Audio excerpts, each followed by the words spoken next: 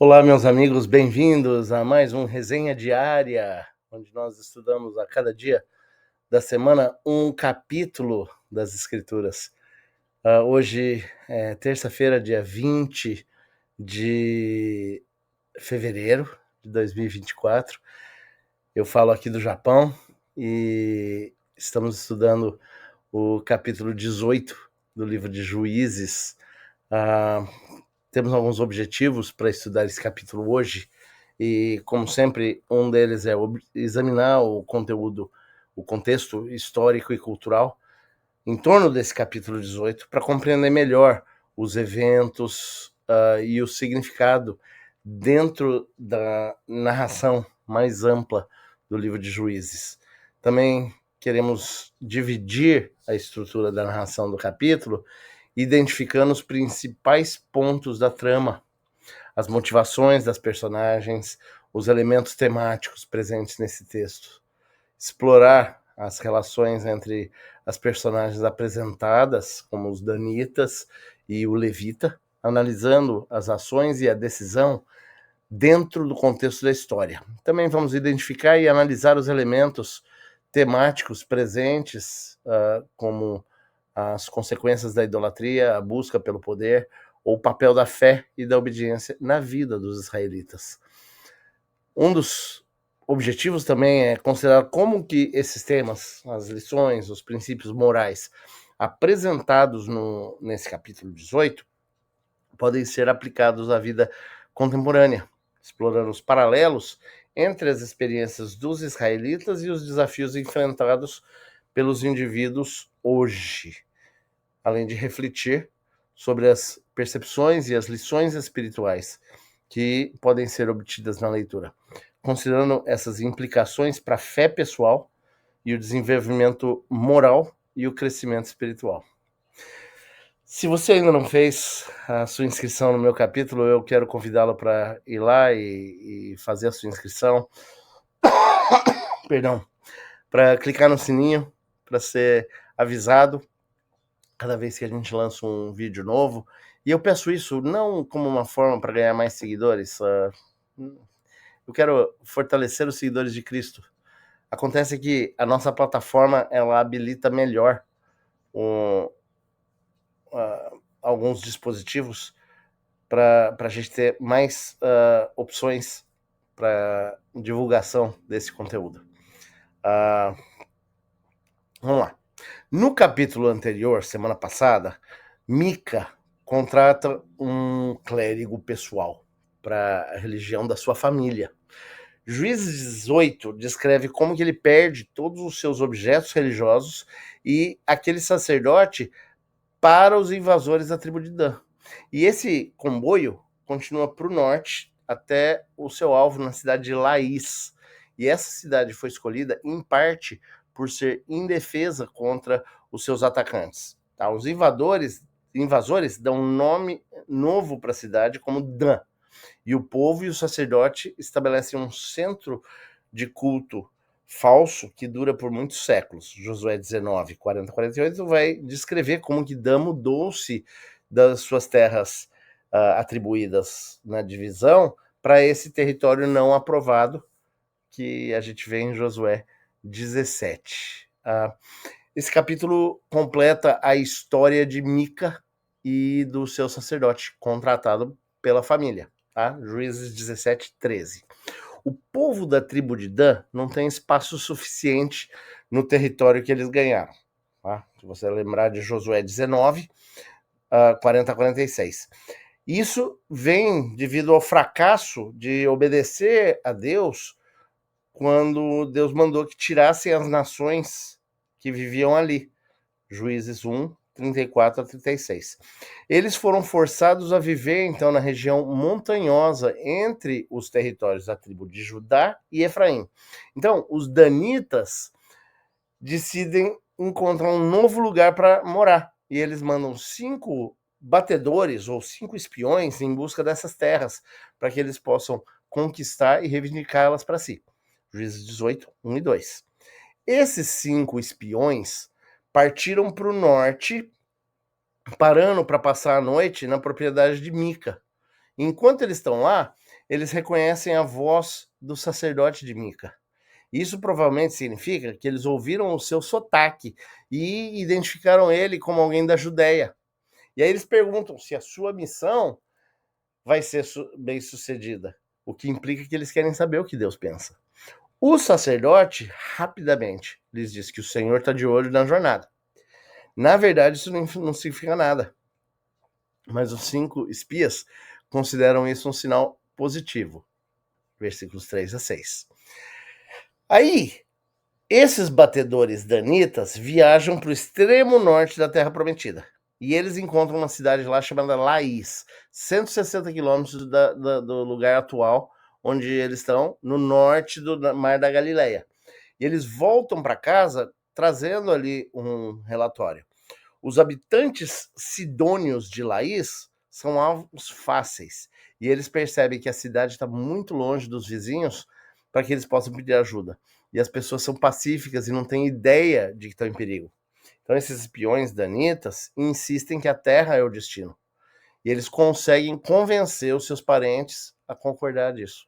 E essa é uma trágica imagem espelhada do fracasso de Israel nas fronteiras da Terra Prometida. Olha números 13 e 14. Lá, a maioria dos batedores israelitas afirmaram que não poderiam derrotar os cananeus, embora Deus tivesse garantido a vitória. Aqui, os batedores danitas imploram para atacar um território que Deus não lhes deu. E assim, 600 guerreiros pegaram suas famílias e bens e começaram a migrar, dos versículos 7 ao 11. Aqui. À medida que essa caravana se move, os 5 batedores conduzem até a propriedade de Mica. Quando eles chegam, rapidamente encontram e saúdam o sacerdote, só para roubar os seus objetos religiosos de lá e do santuário pessoal de Mica. Isso inclui os ídolos domésticos, as imagens esculpidas de metal e o éfode cerimonial. O jovem sacerdote levita protesta a princípio. E aí os homens de Dan mandam ele calar a boca, mas também se oferecem para levá-lo com eles. E dizem que ele estaria melhor como sacerdote de uma tribo de Israel. E o levita fica emocionado com essa perspectiva e ajuda os homens a levarem os objetos de adoração de Mica. Versículos 12 até o 20. Os danitas levantam um acampamento e continuam essa jornada para o norte. Os guerreiros que estão armados permanecem no final da procissão. Civis e gado vão na frente. Mica percebe o que eles levaram, reúne alguns dos vizinhos e persegue os danitas. Ao alcançá-los, ele reclama que perdeu tudo. Aí os danitas dizem que a Mica, que eles vão matar a família dele se ele não for embora. E é exatamente por isso que eles se organizaram na retaguarda, para deixar claro que Mica não tem jeito de detê-los. Em vez de arriscar a aniquilação total, Mica desiste e vai para casa. E não é provável que ele veja a misericórdia que Deus estendeu a ele nesse momento, ou que ele se arrependa da sua idolatria. No que diz respeito à Bíblia, esse aqui é o final da história. Juízes 18, 21 a 26. Aí o povo de Dan chega a Laís. Como esperado, as pessoas de lá estão indefesas e despreparadas para a guerra. Então, os guerreiros de Dan massacram os sidônios que viviam lá e incendiam a cidade. Depois eles reconstroem e ocupam a cidade. Eles mudaram o lugar para Dan, o nome do lugar para Dan, em homenagem ao seu ancestral, o filho de Jacó, que é o mesmo dado à sua tribo, de Gênesis 30, 5 a 6. Finalmente, eles estabelecem um centro de adoração idólatra como foco na imagem esculpida que Mica tinha. Tragicamente, esse jovem levita, que está espiritualmente falido, é revelado como neto de Moisés. Olha Êxodo 2, 22. Ele e os seus filhos serviram como prisioneiros falsos, ou prisioneiros dos falsos sacerdotes, num padrão que durou até a invasão de Dan pelos assírios, muitos séculos depois. Juízes 18, 27 a 31. Se você está gostando do conteúdo desse desse programa, vai lá e faça sua inscrição no meu canal. Eu sou Daniel Charles Gomes e diariamente nós temos trazido a explicação e a exposição de um capítulo das Escrituras. Vamos lá, o que significa o capítulo 18?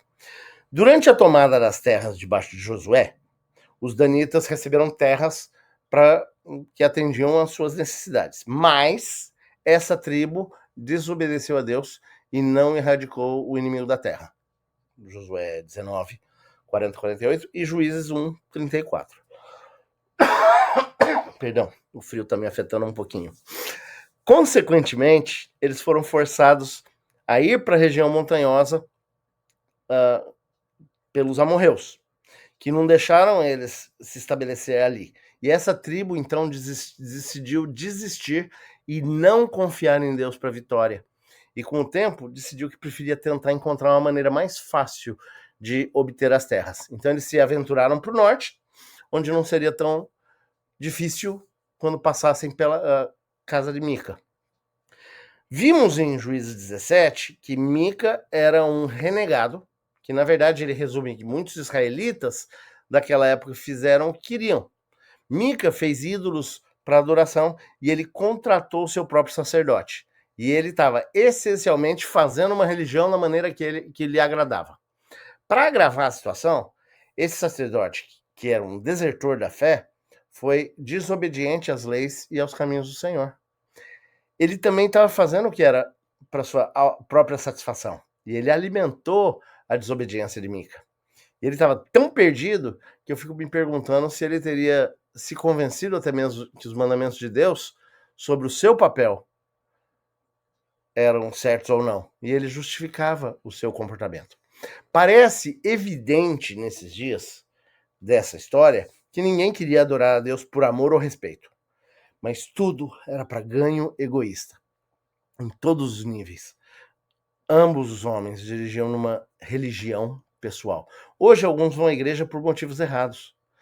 Pessoas que participam do culto de adoração para apenas aliviar a culpa, ou para se encaixar na multidão, para se sentir melhor, ou apenas para ter amigos. E essas coisas falam somente ao egoísta, ao egoísmo dos nossos corações. E elas falam sobre quem é que está no trono da sua vida. Nós temos esse jeito de justificar o nosso comportamento em quase todas as áreas. Às vezes a gente disfarça isso com a religião, para que a gente pareça bem, ficar bem na imagem. Essas coisas não só enganam a nós mesmos, o que eu considero ser um outro aspecto a ser abordado, mas em todos os níveis não agradam a Deus. Jesus desejava o relacionamento com cada um de nós. E veio não só para facilitar o caminho até o Pai, ou para possibilitar o caminho até Deus, mas para uma vida abundante e feliz encontrada somente nele. Nós podemos nos convencer de que somos boas pessoas, simplesmente frequentando uma igreja, ou até servindo em algum nível num ministério ou numa missão, mas isso ainda não resolve. Jesus quer um relacionamento, e o sucesso externo não determina o crescimento interno. Recentemente eu ouvi uma reportagem sobre uma seita religiosa evangélica, que começou com uma reunião comunitária típica dos anos 60 e tornou-se num antro de suposto abuso sexual, de prostituição e abuso físico extremo. Tudo feito em nome de Deus. A história horrível que eu ouvi descreveu como que o pecado dessa organização escalou para atos extremos de perversão, além de qualquer compreensão. Bebês e crianças pequenas foram vítimas de abusos por parte da congregação, debaixo de uma máscara de "em nome de Deus", e completamente doloroso e irritante ao mesmo tempo. Juízes 18 nos mostra como rapidamente as coisas podem desviar quando abandonamos os caminhos de Deus. Considere o que começou como um ato individual, aparentemente inocente de Mica, que levou à falsa adoração de uma tribo inteira. Tudo isso justificado como em nome de Deus. Mesmo contradizendo diretamente o processo que Deus estabeleceu quando deu a terra a Israel. Isso traz um outro ponto bem interessante. A tribo de Dan lutou para proteger as terras desde o início. A parte triste é que essa tribo tinha todos os recursos para fazer o que Deus desejava. Mesmo como muitas tribos, eles permitiram que o medo e a falta de fé e a desobediência prejudicassem o chamado. Eventualmente, eles iriam resolver o problema por conta própria, assim como Mica. Lembra do tema? Naquela época não havia rei e cada um fazia o que achava certo aos seus olhos. Você ficaria surpreso ao saber que Sansão veio da tribo de Dan? Eram pessoas que aparentemente queriam fazer as suas próprias coisas sem qualquer responsabilidade a Deus. E nós enfrentamos a mesma batalha hoje. O mantra, siga seu coração, nos bombardeia de todas as direções. E as pessoas fazem o que é certo aos seus próprios olhos e são aplaudidas na nossa sociedade, independentemente de essa decisão corresponder à verdade de Deus. A humanidade tentou progredir na sociedade com novas ideias que vêm do seguir o seu coração. Isso nunca funciona. Quando nós escolhemos mais de nós mesmos e menos de Deus, a destruição está apenas a alguns passos de distância. O caminho para a cura, pureza e justiça sempre precisa passar por Deus. Pastoreando aqueles que não querem um pastor? Numa igreja fictícia, entre parênteses, nunca estive lá. Qualquer semelhança é mera coincidência. Havia um homem que resistia muito a qualquer tipo de mudança. Esse camarada se agarrava à tradição como se fosse uma boia salva-vidas. E ele se recusava a se desviar daquilo que era comum para ele. E era até engraçado, porque ele era muito rico, mas ele usava os mesmos ternos, paletó, bem surrados e batidos, ano após ano, somente para provar a sua aversão a qualquer coisa nova. E ele detestava até as roupas novas. A reorganização de bancos, a introdução de novos hinos, de instrumentos musicais, irritava esse homem. Mas o descontentamento chegou a um ponto máximo quando chegou um novo pastor para a igreja. E esse camarada desaprovava a abordagem do pastor e ficava encontrando falhas em cada sermão e cada decisão tomada. Ele dizia assim: para de ser tão duro, para de pregar sobre essas teologias que não levam a nada, pregue amor, pregue missões, pregue oração, dizia ele.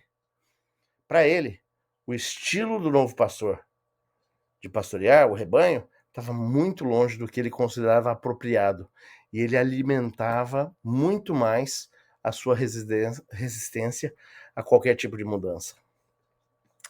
Em Atos 20, 17 a 21,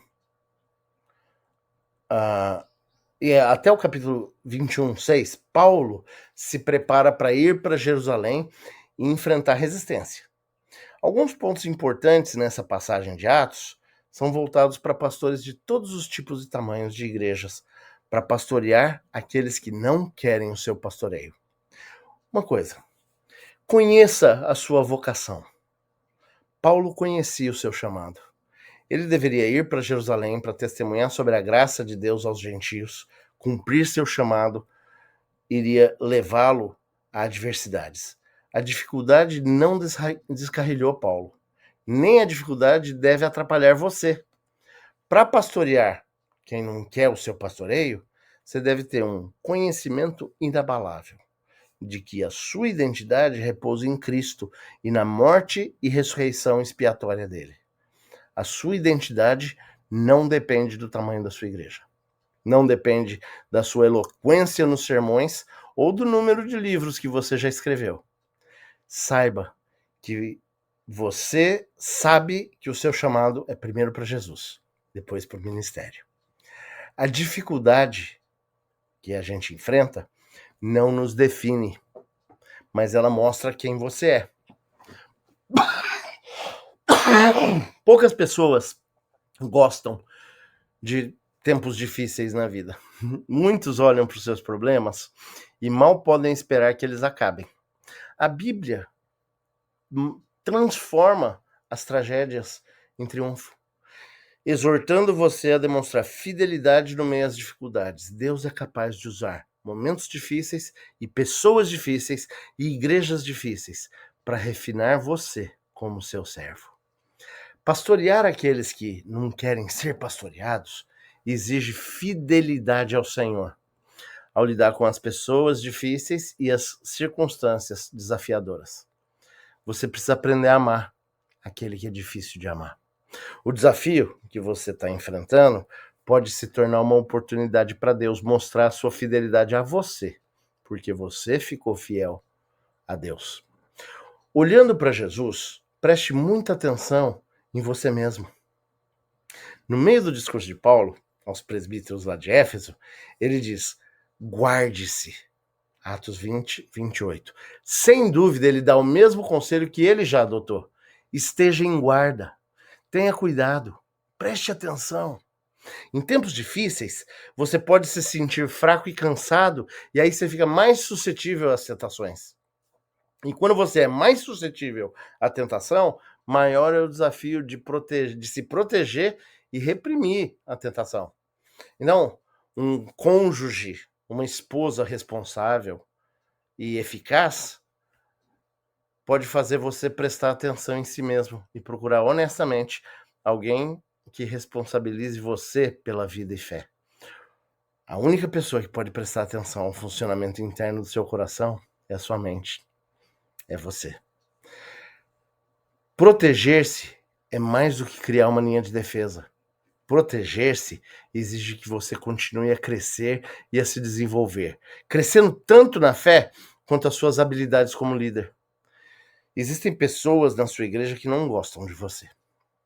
Eles certamente não querem ser liderados ou conduzidos por você. Você tem de estar bem com isso. Eles ainda precisam de você e ainda precisam que você seja o seu pastor. Você só pode ser responsável por como você age e não por eles. Você deve pastorear aqueles que não querem nada com você. Trate-os com bondade, com compaixão, que você deseja ser tratado. Mesmo que eles estejam tentando jogar você na lama, seja fiel ao seu chamado e continue avançando. Nós vamos ficando por aqui. Essa semana, Deus permitindo, encerraremos o estudo em Juízes, mas ainda temos 3 capítulos para ir pela frente. Até o nosso próximo encontro. Fica o meu abraço. E se você não fez ainda, faça lá a sua inscrição no meu canal. É rapidinho. Clica no sininho para ser avisado. Um grande abraço. Deus os abençoe. Tchau.